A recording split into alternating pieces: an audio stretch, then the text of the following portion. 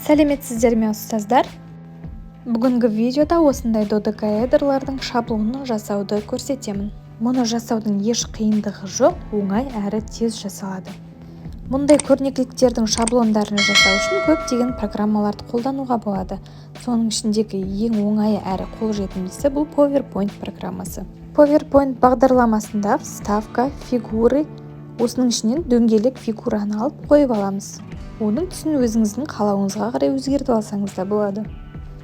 Дөңгелектің жан-жағы суреттермен немесе оюлармен болғанын қаласаңыз, өзіңіз интернеттен басқа суретті скачать етіп, соны қойсаңыз да жарайды.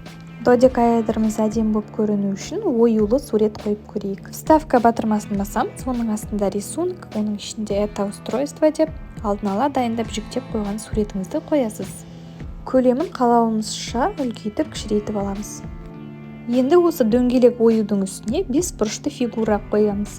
Ол үшін вставканы басамыз, астында фигуры, ішінен 5 бұрышты фигураны таңдап қоямыз. Көлемін сәйкестендіреміз. Жоғарыдағы заливка фигурыды басып, түсін ақ түске бояп аламыз. Контур фигурыды басып, қара түсті контурды қызыл түске айналдырып аламыз.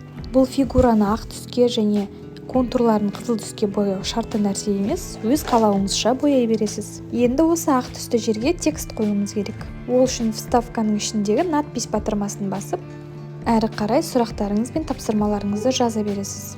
Немесе надпистің оң жағында орналасқан Word артты бассаңыз, түрлі түсті стильдегі жазуды қоюға болады.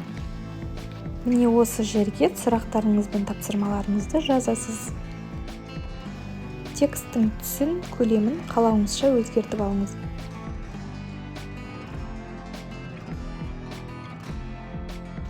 Енді осы жазудың астына жазуға қатысты сурет қойсаңыз, одан да әдемі шығады. Ол үшін тағы да вставка батырмасы, оның астында рисунки, это устройство деп өзіңіз таңдаған суретті қойыңыз. Менде соңғы жүктелген суреттің бірін қоя салдым. Кішірейтіп осы жерге алып келеміз. Суреттің орналасуын да қалаған стильге ауыстыруға болады. Енді осы додекаэдрімізді жасау үшін бізге 12 бет керек болады. Ол үшін осы бетті көбейтіп дублировать етіп аламыз. Бірінші слайдқа барып, тышқанның оң жағын бассаңыз, дублировать слайд деген шығады. Соны басу арқылы 12 бетті жасаймыз.